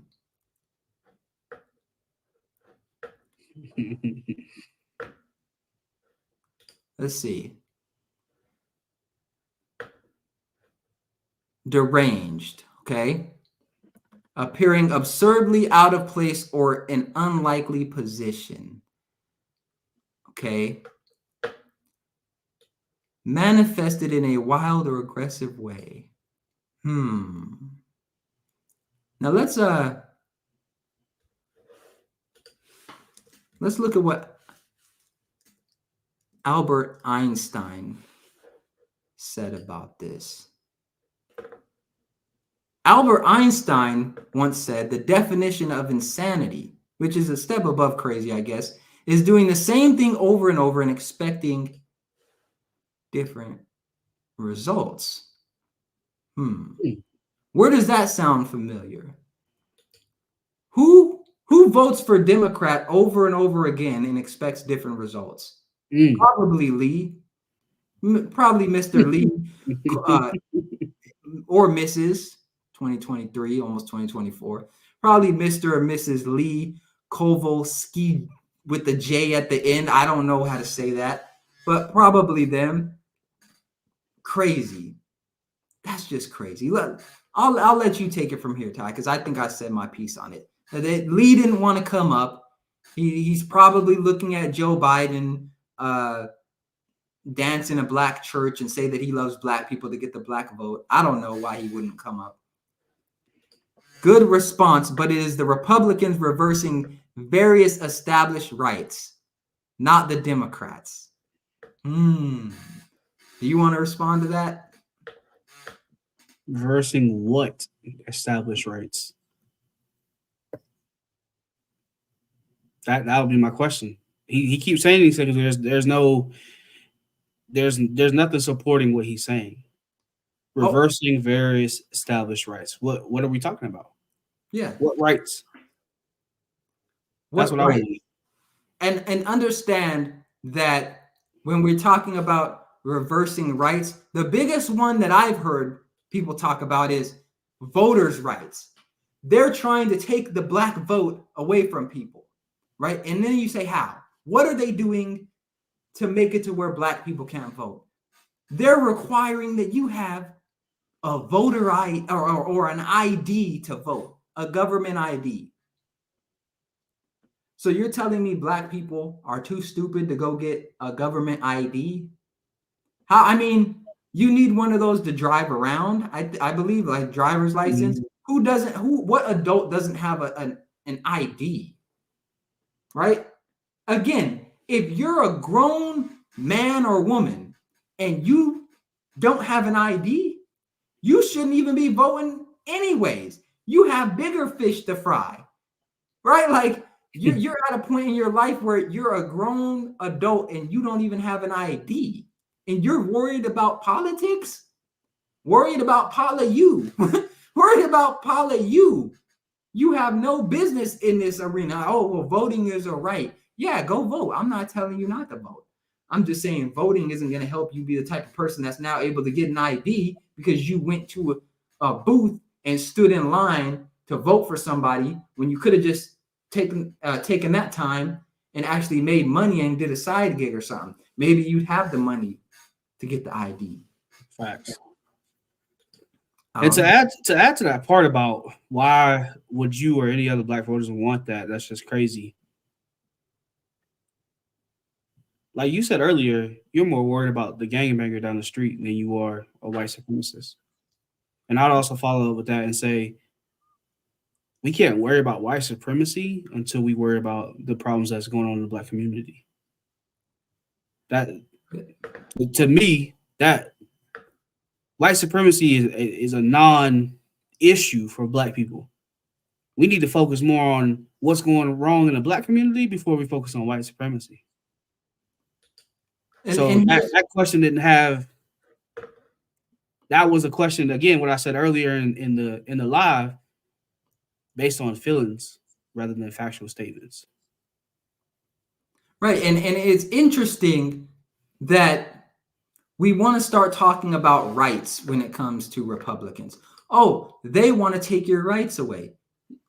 Who the one trying to take gun rights away? Who's doing that? Good old Democrats. Who's doing that? Those are rights the last time I checked.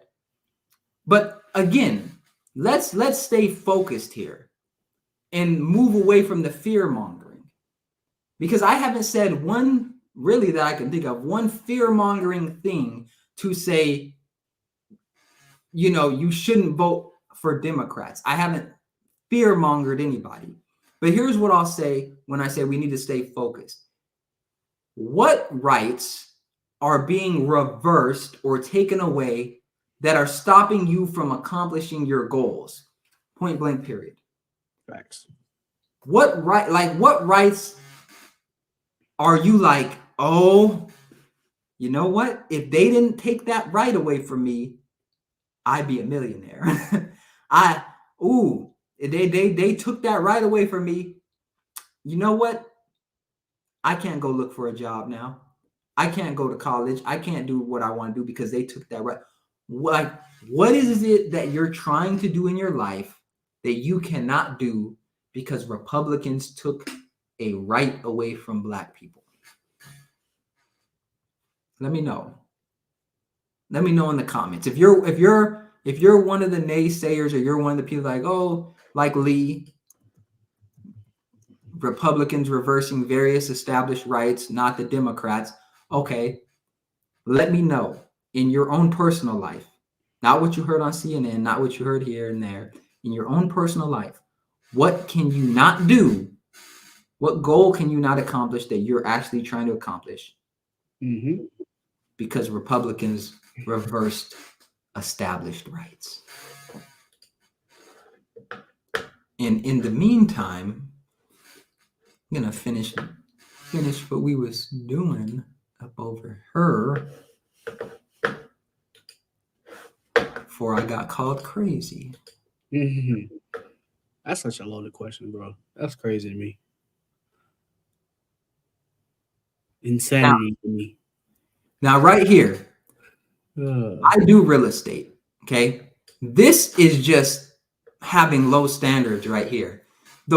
If you notice, all of the ways that they say they're helping Black people typically end or center around lower standards for Black people. Instead of us raising the bar, we're going to try to lower the bar and create such a low standard that any idiot, any imbecile, anyone with a heartbeat could do it, instead of just, hey, here are the standards. We believe that you can live up to them. It's silent racism, if you ask me. Gentle racism, as they call it. New actions to protect renters and promote rental affordability. In January 2023, the Biden-Harris administration announced new actions to increase fairness in the rental market and further principles of fair housing. This includes actions to identify practices that unfairly prevent applicants and tenants from accessing or staying in housing. So let's see what the unfair practices are. A tenant background check. That's unfair? Because I'm in real estate. So let me say this. Okay.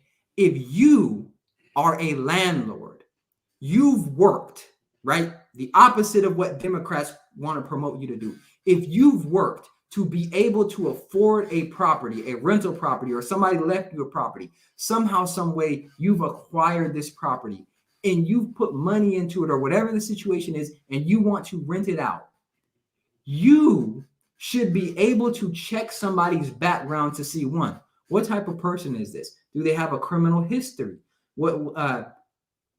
what are their what do their payments look like? Like, what are they doing? Have they been in any trouble? Are they skipping town? Do they commit crimes? Do they have any domestic violence charges? Because I don't want that here. Like, if you owned something, you would want to do a background check on somebody as well to make sure that your investment was properly being taken care of.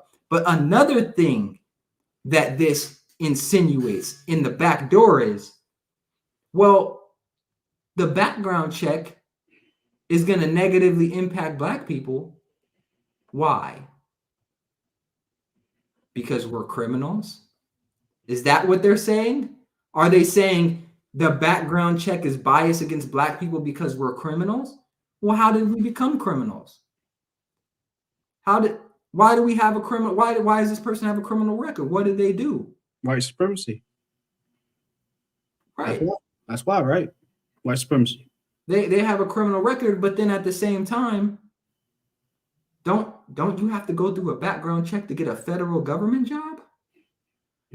Also, when you want to protect the federal government, you do a stringent background check. But when this property owner wants a background check, they're being racist.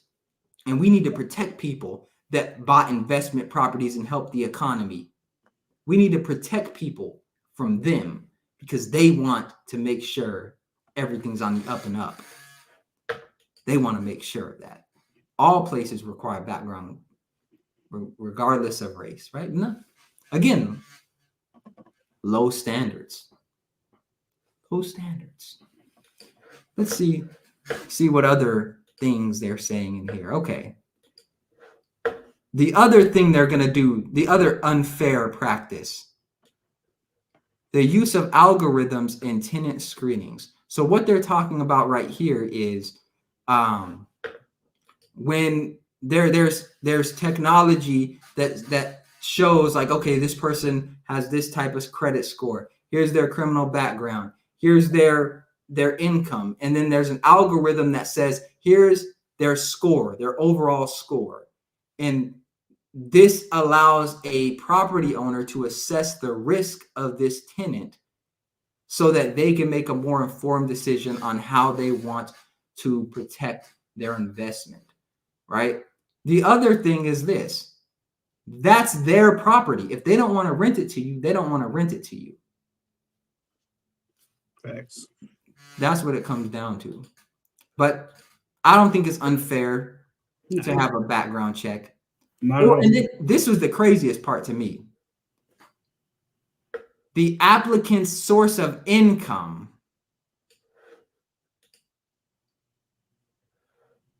Please tell me how that makes sense, that's unfair to factor in an applicant's source of income. Essentially, it's like if you ask somebody, well, how do you make your money? Or how much money are you making? That's discriminatory. That's unfair. But yet, let's break it down. When someone goes to purchase a house and they use an FHA loan, which is backed by the government, you have to show your income. You have to show where you make money from. There has to be a paper trail. So even on loans that you back, you want people to show where they're making their money from. You want them to have stable income. You don't want them to have delinquencies. You don't want them to have derogatory marks on their credit. You don't want them to have bankruptcies within a certain amount of time. You want to make sure that this is a fairly safe investment. Why shouldn't the property owners do that with their investment? Or is it just because you want to say anything on paper and cater to the low standards that have been set for Black people because that's what's going to get you the vote? Instead of telling Black people, if you committed a crime, it may be a little harder. I get it. Everything's, work around that. But for the vast majority of Black people, we're not criminals. Okay. That's the first thing. But instead of saying, hey, get your money up, get your credit score up, understand that this is just part of the game. They're not out to get you. It's not racism. This is just a normal part of somebody wanting to protect their investment. Instead of saying that, nope, racism, Trump, boogeyman. Yep. What example do you think that's going to set for people? It's not helping. And even people, and here's the thing, even people with things on their background, felonies, jail time, whatever, there's still opportunities out there to do more. You still have programs that are catered to you. Specifically, there's a place in Aurora, Colorado called Second Chance Center. Shout out to Hassan Latif. Dude was in prison for 20 plus years. 20 plus years. Came home, developed a whole nonprofit based on helping felons reintegrate back into society. Now, mind you, felon, 20 plus years. My man's got a Mercedes Benz. He's got a big house. He goes on multiple trips to Mexico, Africa, a bunch of different places. And you're telling me that you telling me you can't get a job? You're telling me you can't create something like that? Come on with the excuses, man. And I think I don't think it's racist either. You're a victim blamer. I'm gonna say the T word to him. I don't even think it's bad for people to require those things because and this is what they don't think about either. Is like it's almost like a standard is set for you to be better. Because if you come to an apartment and they don't run a background check on you, and you out here trapping out of the apartment complex, guess what's gonna happen? You going to jail. It's gonna be on your credit history. Get evicted. That's only gonna hurt you. It's not gonna help you. But even more, if you, and again, people want to always take it away from them. Think about you. If you lived in those apartments with people who aren't getting background checks done, what if there's a predator?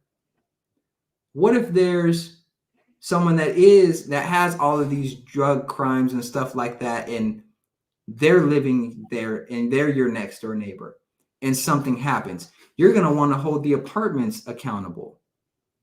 You're going to want to hold them accountable and be like, well, why didn't you do a background check? We thought this was a safe environment, right?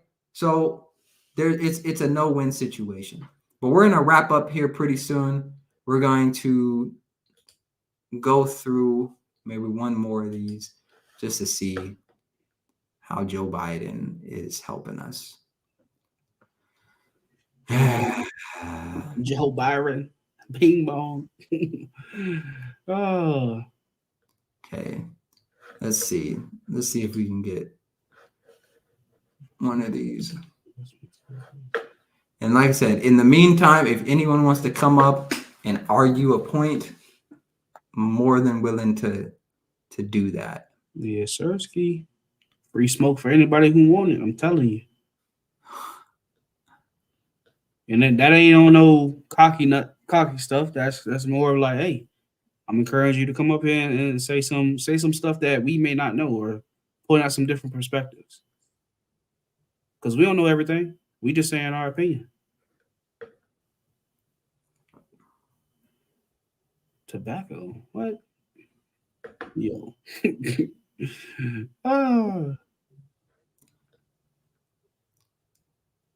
Improving the quality. Some of this stuff sound like DEI programs. Yeah, That's like what remind me of, bro. They got rid of a DEI program in Oklahoma, and everybody was outraged by it. And it's like, again, build up your own community. Why you depending on other people, especially when they rip it from right under you? Come on, man. Yeah, there's nothing of substance there anymore. So probably just finish off, say our little piece, wrap it up. I guess I'll let you go. No, you to go. No, I'll finish it off. Oh man, my closing stuff is just do better, and I get tired of saying that. You know, do better. It's so easy to do better. It's so easy to put things into place. You just got to make the damn step. Quit investing in stuff that don't benefit your people or your community. That's easy too. Most of my dollars go to Black and brown communities. 80% of it, I would say, because there's things that I cannot buy within Black and brown communities because it's not owned by them. Right? Become more independent. It starts with you. Right? Look in the inside first and then go to the outside. Build yourself up to guide other people to the promised land, to teach them the game. Quit sitting around waiting for somebody to do it for you. Or saying, oh, it's white supremacists, it's white this, white that, white that. Let me tell you something. I got 2 degrees. I'm going for a third one. Ain't no white person stop me from getting that. None. 0. I did that on my own. Ooh. And I'm still getting another one just because I want to. It ain't no flex. But I'm not sitting around on my ass either. If you were white, you'd have 10 degrees by now. Man, half of the people I know half of the white people I know don't even have degrees. There's 2 people that I know specifically that have the mom has 2 degrees. Her daughter has, I think, going on like 4 or 5. Because she just got a PhD, now she's going back for, I think, a 2nd or 3rd master's. She don't have to do that. But again, stop with the excuses. Stop with the petty nonsense, blaming on everybody named mama, white, this, that. It's really you. You the problem. Your community the problem. Black people, y'all the problem. The whole community is a problem.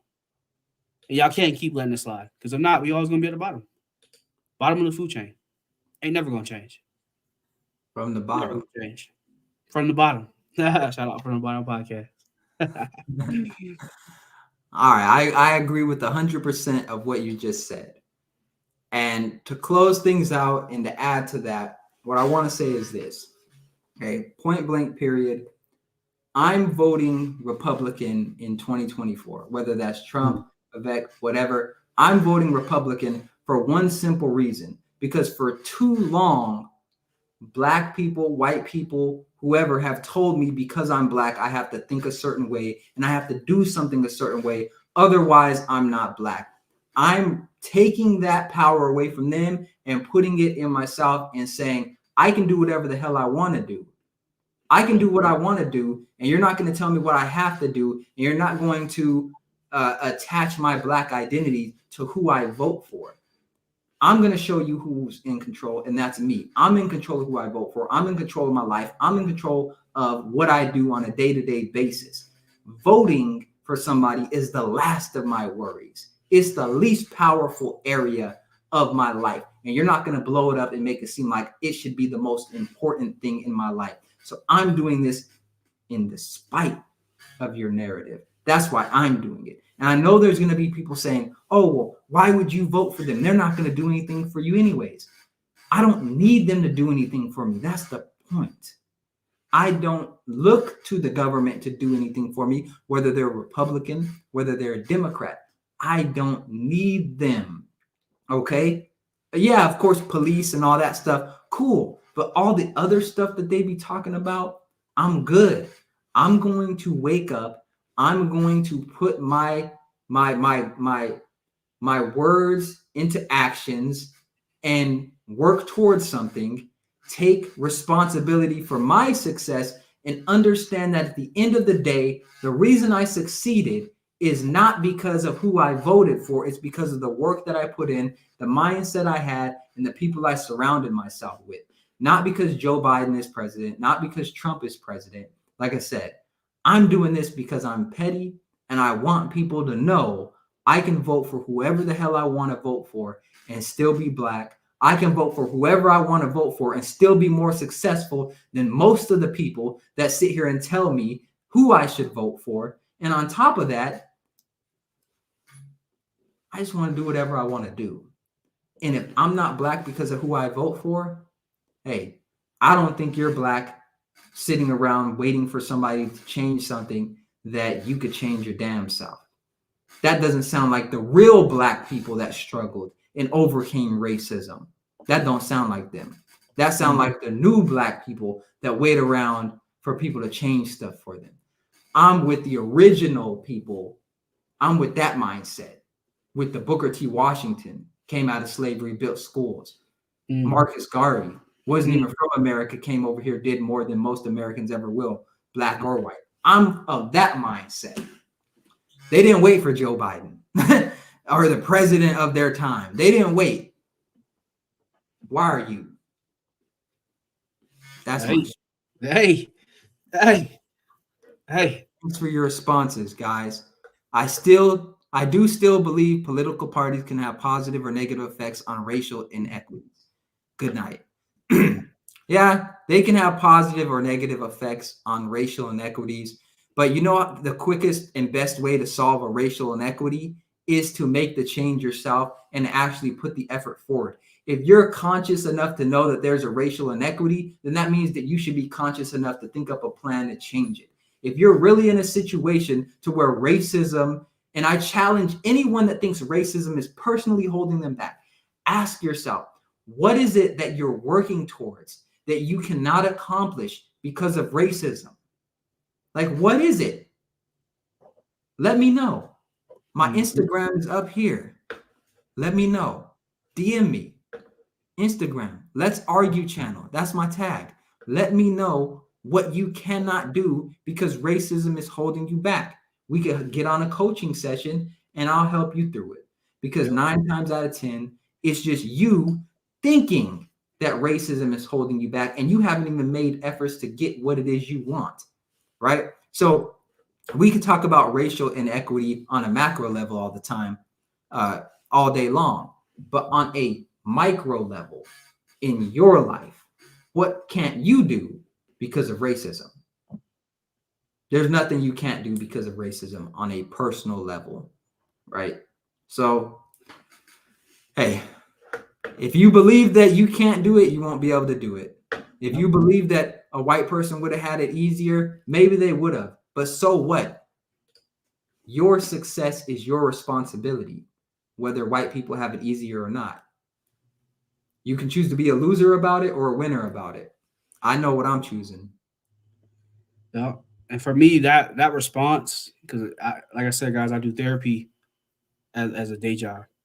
And I always tell people, because this is relatable to trauma and stuff like that, the difference between trauma and victimhood, being impacted by what has happened to you isn't victimhood, right? Making an identity out of it is.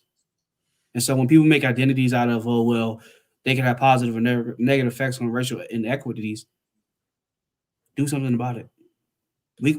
And that's why I tell people in therapy, do something about it. You want to talk about it? Let's talk about it, right? Let's talk about what's going on. What's wrong? What happened? Okay, what are we going to do about it? What are we going to do to make sure the people behind you don't experience the same thing? It sounds good saying out loud, but where's the action? Too focused on words rather than actions. Like, yeah, and to add to that, I read something the other day that was talking about identity and saying the reason people have a hard time quitting certain things is because that's who they are. It's tied to their identity. And the hardest thing to quit is yourself. Like, that's the hardest thing to quit, is being yourself. And that's why it's so hard for Black people to vote for Republican, is because their identity is so tied into being a Democrat, so tied into racism, and those are the bad guys, these are the good guys. Your identity is so tied into it because you've been told you're not Black if you don't vote for Democrats. You're not Black if you vote for Republicans. Your identity is tied to a political decision now. And this is why the Democrat Party is so genius for doing this, is because they understand that if they can make you fear them, if they can make you think that they're racist and we're not, then you're always going to live under their thumb. And so, yeah, sometimes you just have to step up and say, hey, look, I'm going to make a change and see what happens. But either way, Joe Biden, Donald Trump, this conversation was really just to get your attention so that you understand it comes down to you. Just replace Joe Biden. Just replace the first name with you, with your name. Whatever your name is, Biden. Whatever your name is, Trump. Whoever you vote for. and pretend that you're them, and then maybe that will help you succeed at whatever you want to succeed at. Whatever it takes. It don't matter who you vote for.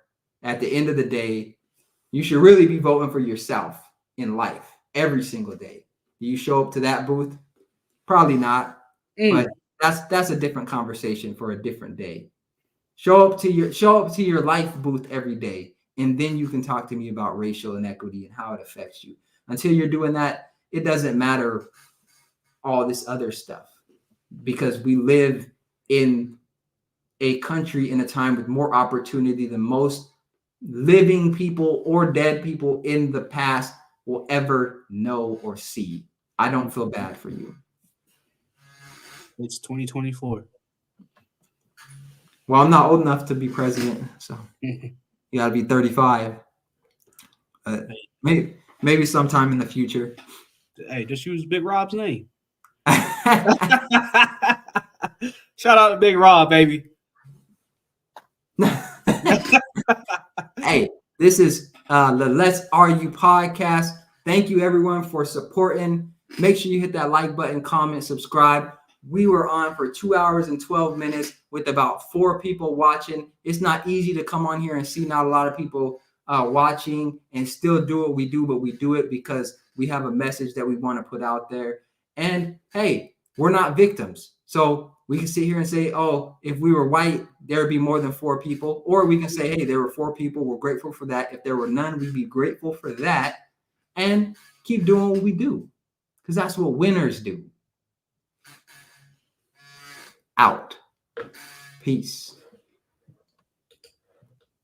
Let's get it.